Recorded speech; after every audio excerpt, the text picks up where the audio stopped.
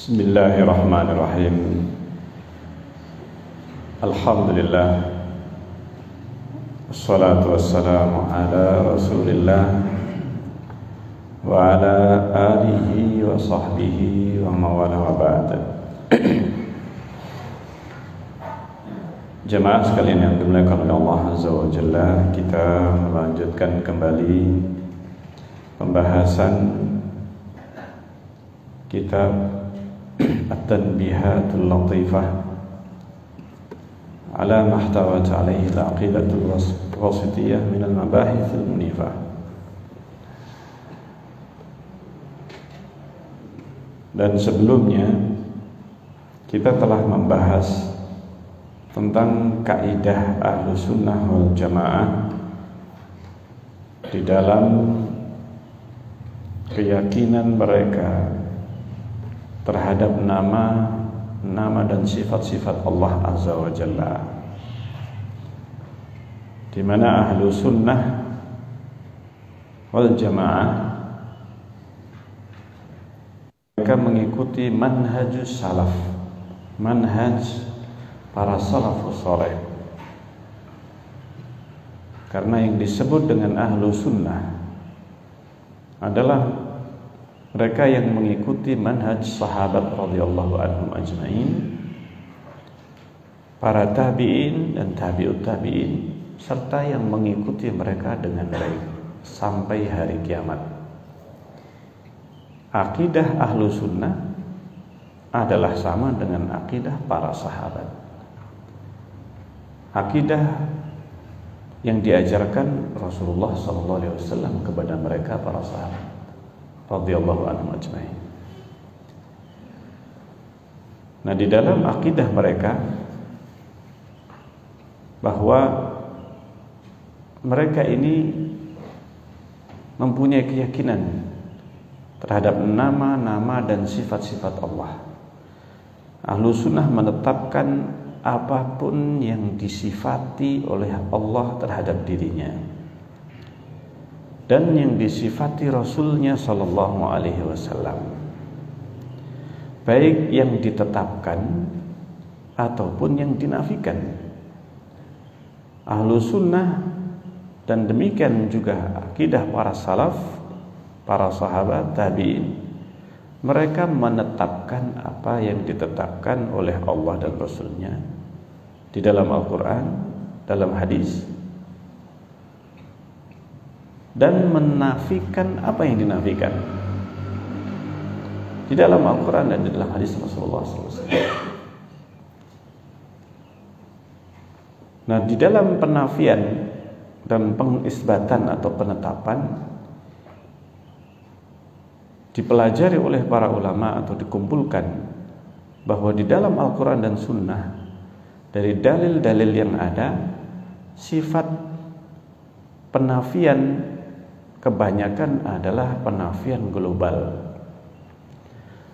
dan kebanyakan penetapan sifat atau nama itu secara detail atau rinci.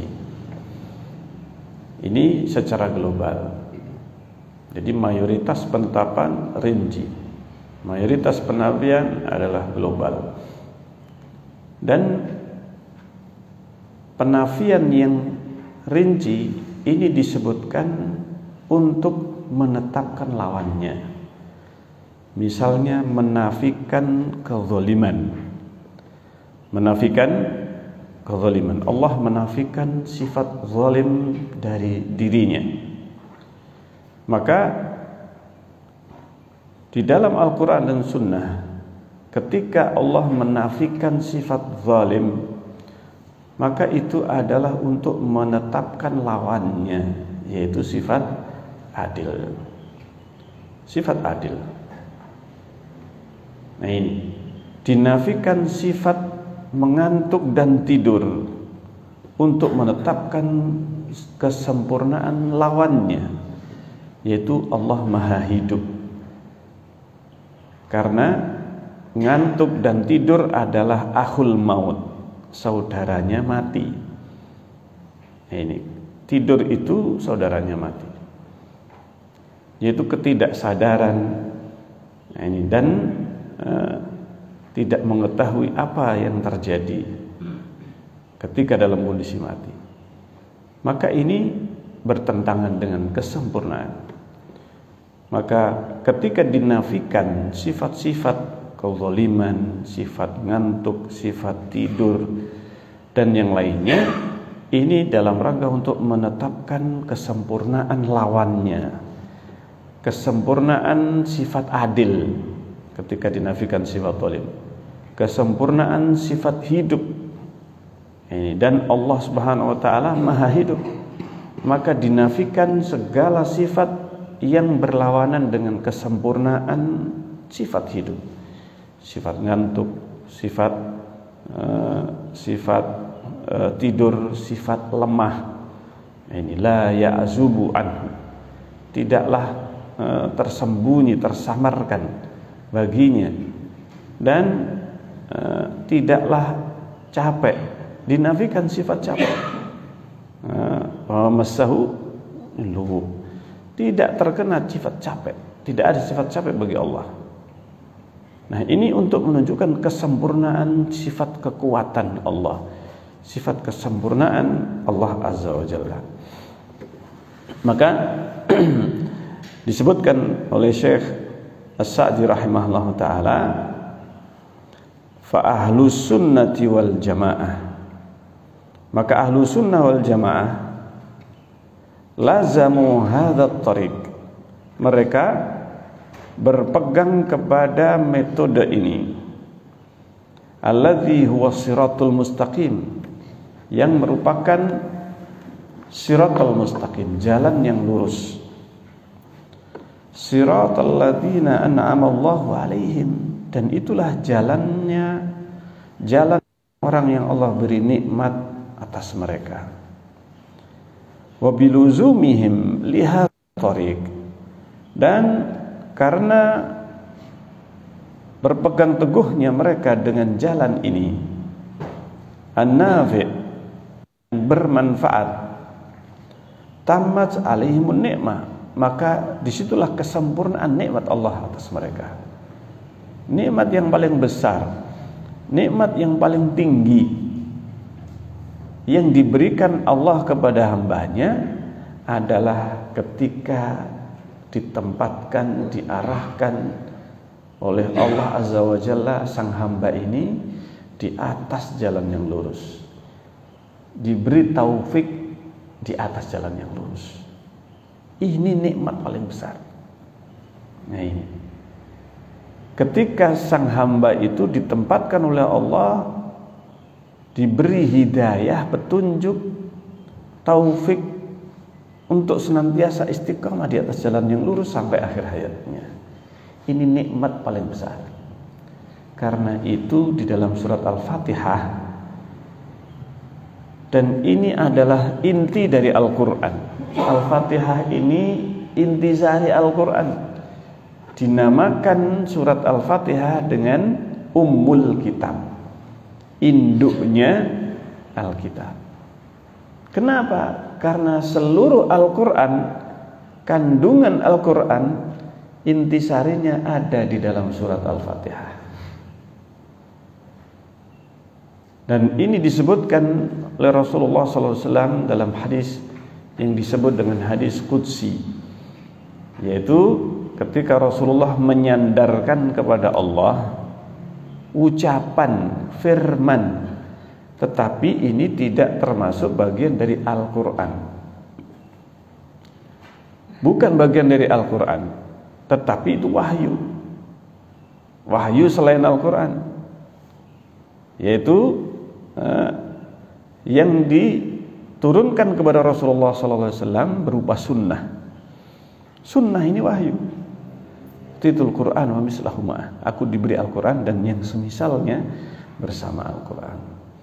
Nah, di dalam wahyu ini, wahyu yang kedua yang mengiringi Al-Quran, senantiasa mengiringi sampai hari kiamat, dan nanti akan dibawa atau akan didatangkan kepada Rasulullah SAW Al-Quran dan Sunnah ini di telaga Rasulullah SAW.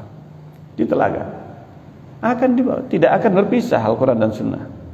Sehingga ketika Allah menjaga Al-Quran, inna nahnu nazzalna dzikra wa inna lahu lahafidhun, sungguhnya kami menjaga, kami turunkan Al-Quran adzikra wa inna lahu lahafidhun, dan sungguhnya kami yang menjaganya.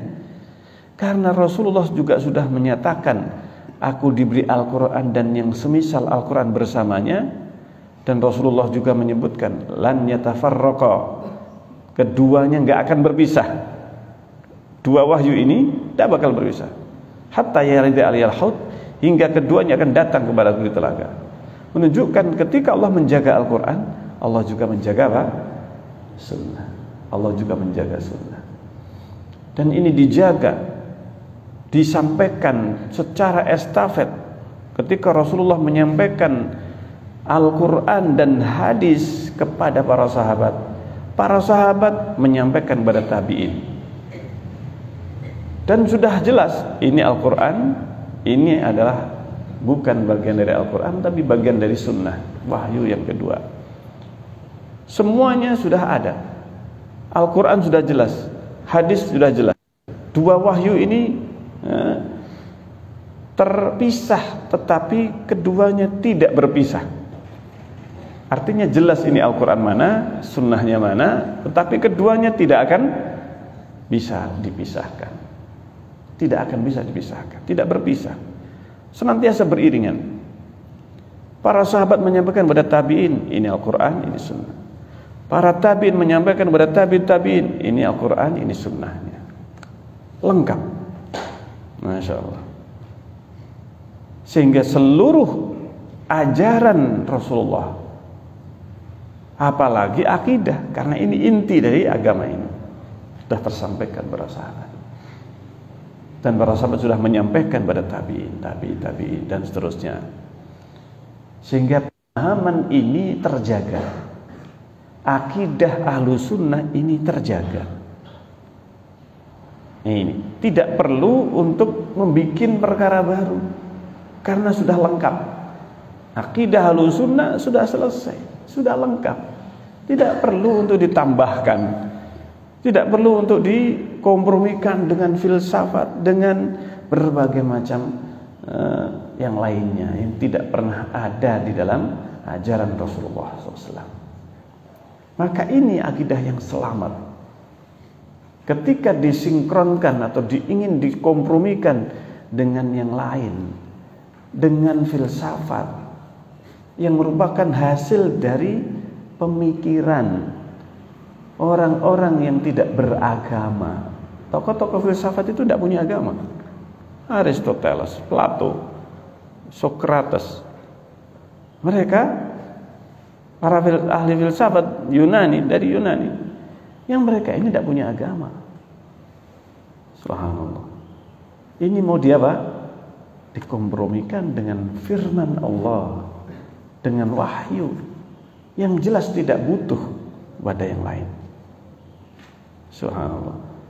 Maka disinilah di dalam Al-Fatihah ini terdapat intisari, dan di dalam surat Al-Fatihah ini terdapat satu-satunya doa, dan itu untuk hamba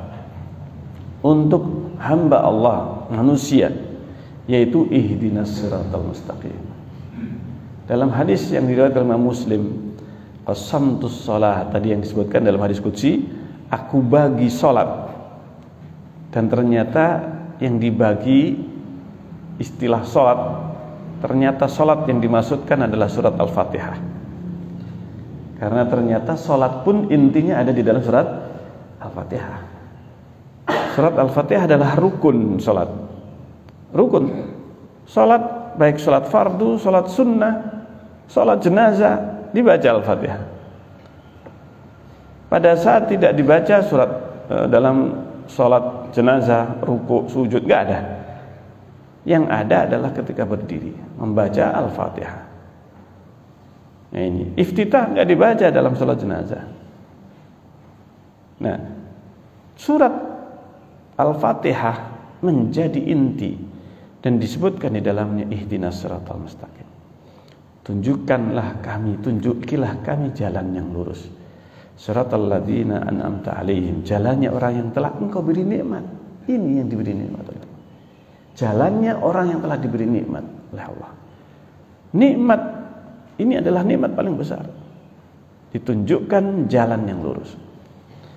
Yaitu apa? Ghairil maghdubi 'alaihim waladdallin. Bukan jalannya orang yang maghdub, yang dimurkai, yaitu kaum Yahudi dan yang searah dengan mereka. Waladdallin, dan orang yang sesat, yaitu orang Nasrani dan yang searah dengan mereka. Kenapa Allah Subhanahu wa taala menyebutkan ini di dalam surat Al-Fatihah?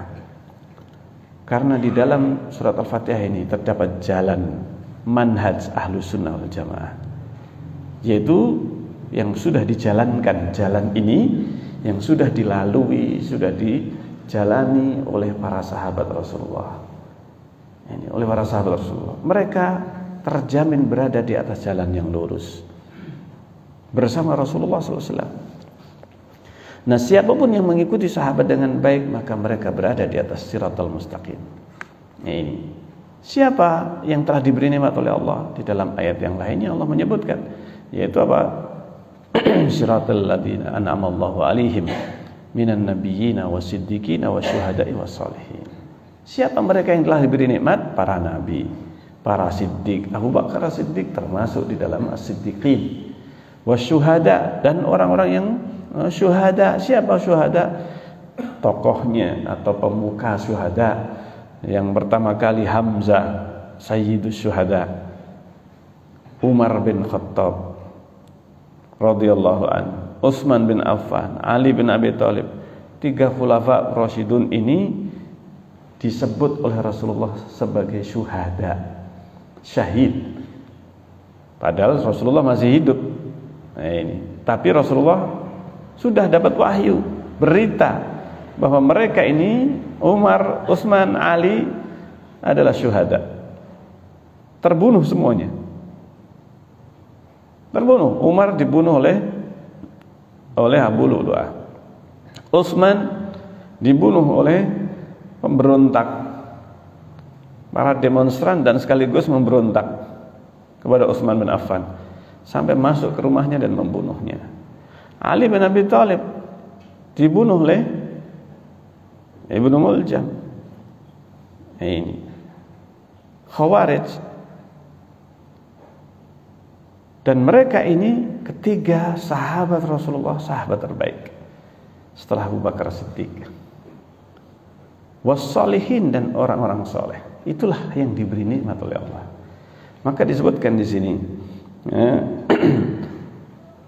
mereka lah orang yang alihimun tamat alihimun nikmah, yang sempurna nikmat itu atas mereka.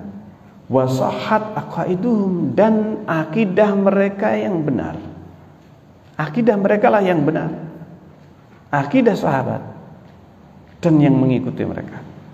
Wa kamulat akhlaquhum, akhlaknya sempurna, akhlak mereka. Amma man salaka ghaira hadas sabil, adapun yang menjalani bukan dengan jalan mereka ini, jalan para sahabat radhiyallahu anhum, ini fa innahu munharif, maka sesungguhnya mereka orang yang menyimpang. Maka dia termasuk orang yang menyimpang. Patokannya siapa? Sahabat. Karena Rasulullah mengajarkan akidah selesai, lengkap, tuntas. Tidak ada yang tersisa akidah ini yang belum tersampaikan kepada sahabat. Akidah mereka sudah selesai, sudah tuntas, satu akidah para sahabat. Tidak ada perbedaan. Tidak ada perbedaan. Maka orang yang menyimpang dari mereka ini munharifun fi aqidati, menyimpang akidahnya, wa akhlaqih, akhlaknya, wa adabi, dan adabnya. Subhanallah. Ini luar biasa akidah para sahabat. Demikian juga para salafus saleh yang lain, para tabi'in, tabi'ut tabi'in, sampai para imam, Imam Malik, Imam Syafi'i, Imam Abu Hanifah, Imam Ahmad bin Hanbal rahimahullah. Mereka semuanya mempunyai satu akidah. Satu akidah yang sama. Dari para sahabat, sama dengan akidah para sahabat, para tabi'in, tabi'in. Nah ini, tidak ada perbedaan. Sehingga di masa itu tidak ada yang namanya atau yang disebut akidah Asy'ariyah, belum lahir. Belum lahir. Mu'tazilah dan yang lainnya. Meskipun di masa itu, di masa Hasan al-Basri sudah muncul, akidah Mu'tazilah ini sudah muncul di masa para ulama, para Imam Syafi'i, sudah ada akidah Mu'tazilah. Dan Imam Syafi'i rahimahullah ta'ala, beliau mengajarkan atau menulis di dalam kitab Ar-Risalah beliau rahimahullah ta'ala. Diawali kitab beliau itu dengan sebuah kalimat, alhamdulillahilladzi huwa kama wasafa bihi nafsahu. Segala puji bagi Allah yang Allah telah alladzi huwa kama wasafa bihi nafsahu. Segala puji bagi Allah yang dia adalah sebagaimana yang Allah sifati dirinya dengannya. Apa maksudnya? Ya sebagaimana yang disebutkan dalam Al-Quran, disebutkan dalam sunnah Rasulullah SAW. Masya Allah. Ini kaidah yang sangat jelas dari Imam Syafi'i rahimahullah ta'ala. Al-Imam Al-Muzani, muridnya Imam Syafi'i, juga demikian, menyebutkan secara detail di dalam kitab beliau Syarhus Sunnah. Syarhus Sunnah. Murid beliau Imam Ahmad bin Hanbal menulis kitab Ushulus Sunnah. Ini adalah merupakan kitab-kitab yang disusun murid Imam Syafi'i. Dan Al-Muzani juga diminta untuk menjelaskan akidahnya dan akidah Imam Syafi'i rahimahullah ta'ala. Ya, Al-Imam Al-Muzani menulis kitab ini. Sehingga kalau kita ingin mengetahui bagaimana akidah Imam Syafi'i, silahkan membaca Syarhus Sunnah Al-Muzani. Murid beliau yang Imam Syafi'i berwasiat, kalau saya mati yang memandikan Al-Muzani.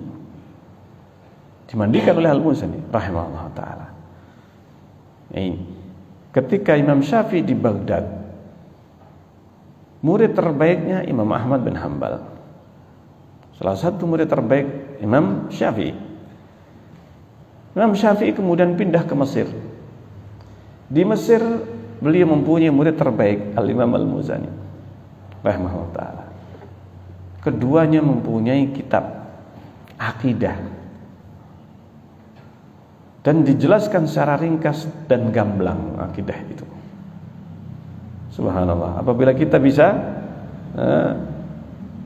mengkompromikan atau menguasai, mempelajari, memahami apa yang disampaikan oleh keduanya, kita ini sudah mempunyai akidah yang sesuai dengan akidah salaf, akidah Ahlus Sunnah wal Jamaah. Ini akidah Ahlus Sunnah wal Jamaah. Masya Allah. Ditambah dengan akidah Tahawiyah, akidah Al-Wasithiyah yang kita pelajari ini. Ini sesungguhnya diambilkan, disarikan dari kitab-kitab ini. Disarikan dari kitab-kitab tersebut. Sehingga kita mempelajari akidah Al-Wasithiyah ini tidak akan berbeda dengan yang disampaikan oleh Imam Ahmad, Imam Al-Muzani dan yang At-Tahawi rahimahullah ta'ala. Perbedaannya hanya dalam pengungkapan, dalam mengungkapkan, ungkapannya berbeda-beda, tetapi maknanya, kandungannya sama. Nih, maka Imam Syekhul Islam rahimahullah ta'ala mengatakan, waqad dakhala fi hadhil jumlah, dan telah masuk di dalam fi hadhil jumlah, di dalam kumpulan atau yang akan disebutkan di dalam kitab ini, ma wasafa bihi nafsahu, apa yang Allah sifati dirinya, fi suratil Ikhlas, di dalam surat Al-Ikhlas. Subhanallah.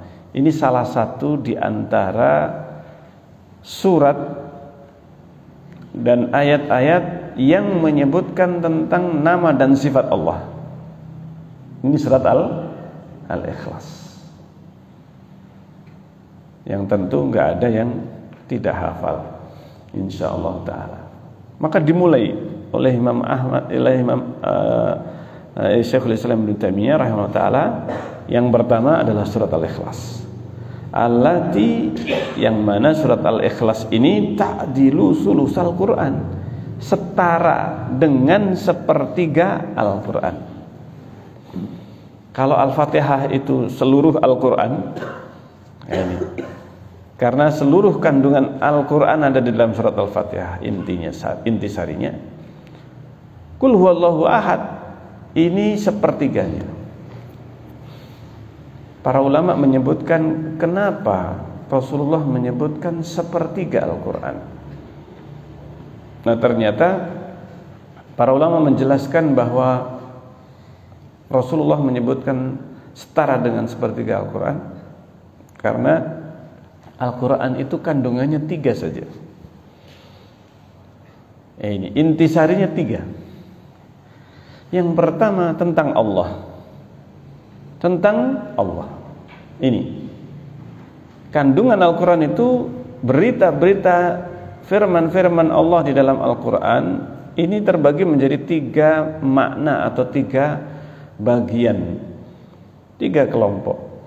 Yang pertama ayat-ayat, surat-surat yang menyebutkan tentang Allah Azza wa Jalla, namanya, sifatnya, perbuatan Allah Azza wa Jalla, janji-janji Allah, ancaman-ancaman Allah.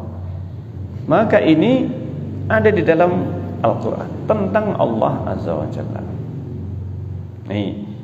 Dan yang kedua adalah tentang syariatnya, syariat Allah Azza wa Jalla, perintahnya, larangannya. Ini apa yang dicintai oleh Allah, apa yang dibenci oleh Allah di dunia ini. Ini yang kedua, kandungannya syariat. Dan yang ketiga adalah balasan terhadap orang-orang yang menjalankan syariat atau membangkang tidak menjalankan syariat, yaitu surga dan neraka, serta apa yang akan didapatkan oleh mereka. 3 ini kandungan Al-Quran. Ini 3 ini.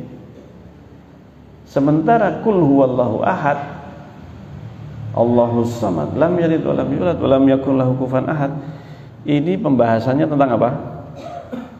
Tentang Allah. Sepertiga dari keseluruhan kandungan Al-Quran. Makanya disebutkan oleh para ulama ta'dilu sulusal Quran, karena seluruh Al-Quran itu sebenarnya berbicara tentang 3 hal, dan Qul huwallahu ahad ini membicarakan 1 hal dari 3 ini. Maka sepertiga Al-Quran. Nah, disebutkan di mana Allah berfirman. Nah, di sini disebutkan oleh Syekh bin Baz rahimahullah taala kenapa Al-Quran sepertiga.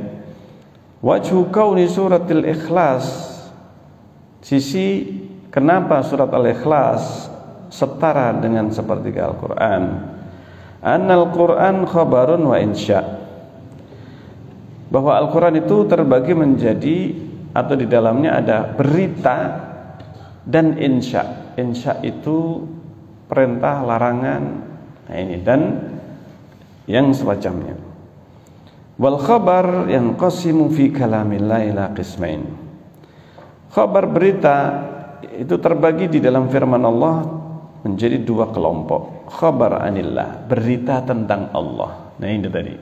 Berita tentang Allah, wa an asma'ihi wa sifatihi, nama-nama dan sifat-sifatnya. Wa khabar, berita yang kedua adalah berita an khalqihi, tentang makhluknya, minal jannati awin nar wa asyratis sa'a, yaitu tentang surga, neraka, tanda-tanda hari kiamat, wa jami' ma tadammanahul kitab, dan seluruh yang dikandung di dalam Al-Quran, min wa'din wa wa'id, baik itu janji ataupun ancaman Allah Azza wa Jalla. Wa mimma kana aw sayakun, dan apa yang telah terjadi dan yang akan terjadi. Wa hadhihi surah tamahhadat lil khabar anillah. Sementara surat Al-Ikhlas tamahhadat murni berita tentang Allah Subhanahu. Fakanat sulusal Quran bihadzal itibar, sehingga menjadi sepertiga Al-Quran dengan sisi penjelasan yang seperti ini. Jadi dari sisi inilah Al-Quran, surat Al-Ikhlas menjadi sepertiga. Ini sepertiga Al-Quran. Yaitu apa? Yang pertama berita tentang Allah, yang kedua tentang syariatnya, perintah larangan. Ini yang disebut dengan insya. Insya itu perintah atau apa? Larangan. Yang ketiga adalah tentang bagaimana balasan Allah dan berita-berita selain Allah. Berita selain Allah ini apa? Ya tentang surga, neraka, dan makhluknya, tentang jin dan sebagainya. Nah, ini tentang apa yang telah terjadi di masa lampau dan apa yang akan terjadi di masa yang akan datang. Balasan-balasan Allah. Ini beritanya terkumpul di yang ketiga ini. Nah, inilah yang menjadikan Al-Quran itu terbagi menjadi 3 kelompok. Sementara surat Al-Ikhlas adalah berita tentang Allah secara murni. Wa laqad dallat hadhihi surah, dan surat ini menunjukkan ala usulin azimah, menunjukkan kepada sebuah prinsip yang besar. Yustafadu minha, yang bisa diambil faedah darinya, isbatu jami' sifatil kamalillah, bahwa di dalam surat Al-Ikhlas ini terdapat penetapan seluruh sifat kesempurnaan bagi Allah. Semua sifat yang sempurna ditetapkan dalam surat Al-Ikhlas. Wa nafi jami', dan menafikan seluruh sifatin naqais, seluruh sifat yang kurang, wal uyub, dan cacat. Kama dalla ala anwa'i tauhid salasa, sebagaimana menunjukkan juga kepada 3 macam tauhid. Ini dalam surat Al-Ikhlas mengumpulkan 3 macam tauhid kepada Allah. Tauhidullah yang 3 macam ini ada dalam surat Al-Ikhlas. Sehingga salah satu di antara dalil kenapa para ulama membagi menjadi 3 kelompok tauhid ini, karena apa? Karena untuk memudahkan kaum muslimin di dalam memahami akidah tentang Allah, ini terbagi menjadi 3 ini. Nah, itu ada di dalam surat Al-Ikhlas. Tauhidul dzat was sifat. Yang pertama tauhidul dzat Allah dan sifat Allah. Wa dzalika ala sabilil mutabaqah, dan ini secara pas secara keseluruhan. Wa ala tauhid rububiyah, demikian juga menunjukkan tauhid rububiyah. Wa dzalika ala tariqat tadammun, dan itu dengan metode tadammun, kandungan. Ini ada kandungan tauhid rububiyah. Wa tauhidul ibadah bil iltizam, dan tauhid ibadah dengan iltizam, dengan konsekuensinya. Makna konsekuensi dari ayat atau surat Al-Ikhlas ini. Idh inna dalalata syai', karena sesungguhnya penunjukan sesuatu ala kulli makna, atas setiap maknanya, yusamma mutabaqah, disebut dengan mutabaqah, artinya kesesuaian makna secara utuh. Mutabaqah secara utuh. Wa dalalatuhu ala ba'dihi, dan penunjukan makna kepada sebagian dari kandungan keseluruhan disebut tadammun, kandungan. Ada sebagian kandungan ini di dalam Al-Quran yang menunjukkan makna tauhid rububiyah. Wa ala ma yalzam min jihatil kharij wa yusamma iltizaman, dan apa yang menjadi kelaziman dari arah luar, ini yang disebut dengan konsekuensinya adalah demikian. Ini adalah tauhid al-uluhiyah. Masya Allah. Nah, kita masuk kepada pembahasan Al-Ikhlas ini. Disebutkan oleh Allah Azza wa Jalla dalam surat Al-Ikhlas, Qul huwallahu ahad, dan kita semuanya sudah hafal. Nah, kita akan menguraikan kandungan dari surat Al-Ikhlas. Yang pertama, qul huwallahu ahad, Allahus samad, lam yalid wa lam yulad wa lam yakul lahu kufuwan ahad. Ini hada syuru'un fi tafsilin nusus. Ini adalah beliau Syekhul Islam sudah memulai memasuki nas-nas atau rincian nas-nas yang disebutkan al-waridati fil kitab wa sunnah, yang ada di dalam Alkitab dan Sunnah, ad-dakhilati fil imani billah, yang masuk dalam iman kepada Allah, wa annahu, dan bahwasanya yajibu fiha, wajib di dalamnya, isbatuha wa nafyu ta'til, yaitu menetapkan seluruh yang disebutkan oleh Allah dan dinafikan dan menafikan ta'til, penolakan terhadap sifat, wa tahrif, atau memalingkan dari makna yang seharusnya, wa takyif, atau membagaimanakan, wa tamsil, atau memisalkan. Ini pantangannya ada 4 dan sudah kita bahas sebelumnya. Fasabata anhu sallallahu alaihi wasallam fi sahih, dan telah valid dari Rasulullah sallallahu alaihi wasallam di dalam kitab yang sahih, anna hadhihi surah, bahwa surat ini ta'dilu sulusal Quran, setara dengan sepertiga Al-Quran. Ini yang disebutkan dalam riwayat Muslim. Wa dzalika kama qala ahlul ilmi, dan itu sebagaimana yang dikatakan para ulama. Innal Qur'an, sesungguhnya Al-Qur'an, yahtawi ala ulumin azima, mengandung banyak ilmu yang besar, yang banyak. Wahya tarji'u ila salasati ulum, dan ini kembali kepada 3 ilmu. Ahaduha ulumul ahkam wa syara'i, yang pertama ilmu hukum dan syariat. Ad-dakhilu fiha ulumul fiqhi kulluha, termasuk di dalamnya ilmu fikih secara keseluruhan, ibadatuhu wa muamalatuhu wa tawabi'uhuma, baik itu ibadah, ada kaitannya dengan ibadah yang disebut atau dikenal mahdoh. Mahdoh itu apa? Sholat, puasa, haji. Ini disebut dengan mahdoh. Artinya murni ibadah yang hubungannya dengan Allah Subhanahu wa taala, murni dengan Allah. Hubungan seorang hamba dengan Allah secara murni, tidak terkait dengan hamba yang lain, tidak terkait dengan sesama manusia, tapi langsung dengan Allah. Puasa, ini haji, kemudian sholat, dan yang lainnya, tawakal. Ini semuanya kaitannya dengan Allah, ibadah yang disebut mahdoh ini. Dan muamalah ini termasuk bagian dari ibadah, tapi yang terkait dengan sesama manusia, yang terkait dengan bagaimana hubungannya dengan makhluk yang lain, hewan, binatang, jin, dan sebagainya. Wa tawabi'uhuma, dan bagaimana cabang-cabang dari keduanya. Yang kedua, asani ilmul jazaa'i 'alal amal, ilmu tentang balasan dari amal perbuatan. Wal asbabul lati yujaza bihal amilun, dan sebab-sebab yang mana sang hamba yang beramal mereka dibalas min khairin wa syarr, baik ataupun buruk. Wa bayanu tafsilis thawab wal iqab, dan juga penjelasan secara rinci pahala dan hukuman dosa. Ini yang kedua. Yang ketiga, ulumut tauhid. Ini ilmu tauhid. Wa ma yajibu 'alal ibad, apa yang wajib bagi sang hamba, min ma'rifatihi, untuk mengenalnya, mengetahuinya, wal iman bihi, dan yang harus dia imani. Wa huwa asyraful ulum salasah, dan ini yang paling tinggi, ilmu paling tinggi, paling mulia dari 3 ilmu.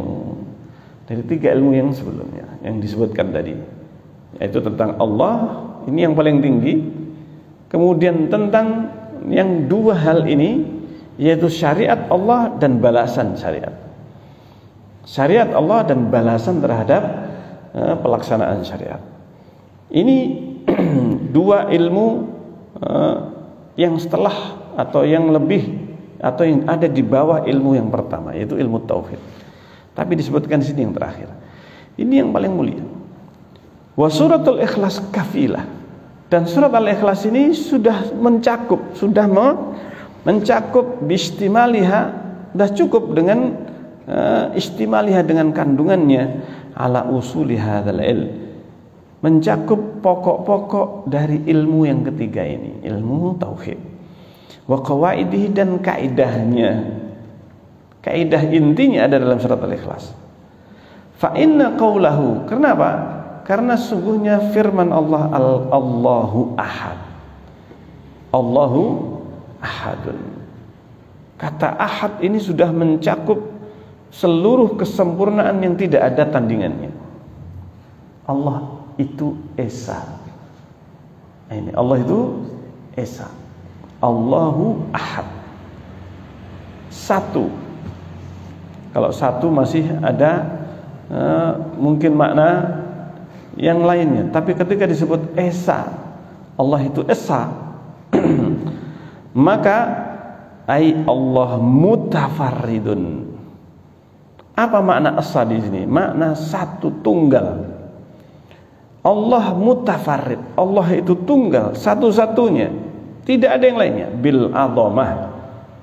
Nah, ini Allah itu esa dengan keagungannya, dengan kemahaagungan, wal kamal, dan maha sempurna.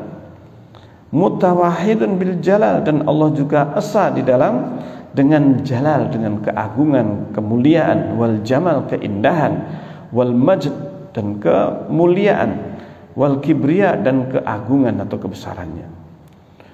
Wa yuhaqqiqu dzalika qauluhu Allahu samad, dan terrealisasi dalam firman Allah berikutnya, yaitu Allahus samad. Apa maksudnya Allahus samad? As-samad itu Allah as-sayyidul azim. Allah adalah as-sayyid. Ini as-sayyid, kalau kata sayyid itu istilah yang mempunyai beberapa makna. Sayyid itu bisa bermakna majikan terhadap budaknya. Maka sang budak dia harus menuruti apapun yang diperintahkan sayyid. Tidak bisa menolak, tidak bisa menghindar. Dia harus tunduk, patuh, taat kepada as-sayyid. Maka Allah as-sayyid terhadap hambanya. Kita ini hamba manusia dan Allah sayyidnya. Hamba itu artinya apa? Budak, hamba saya. Kita manusia ini hamba Allah, milik Allah. Ini makna dari abd, hamba. Artinya apa? Kita ini milik Allah, harus taat kepada Allah, tidak boleh membangkang, tidak boleh kita ini seorang abad kepada sayyid berkata, berbuat yang tidak sopan. Ini kepada manusia, sama manusia. Ini kepada Allah, pencipta manusia. Kalau budak kepada majikannya saja, hamba saya kepada majikan, sesama manusia, dia harus menghormati majikannya, dia harus menghormati. Maka bagaimana dengan seorang hamba kepada Allah yang menciptakan, memilikinya, yang memberi rizki kepadanya, yang menghidupkan, mematikan? Allah SWT.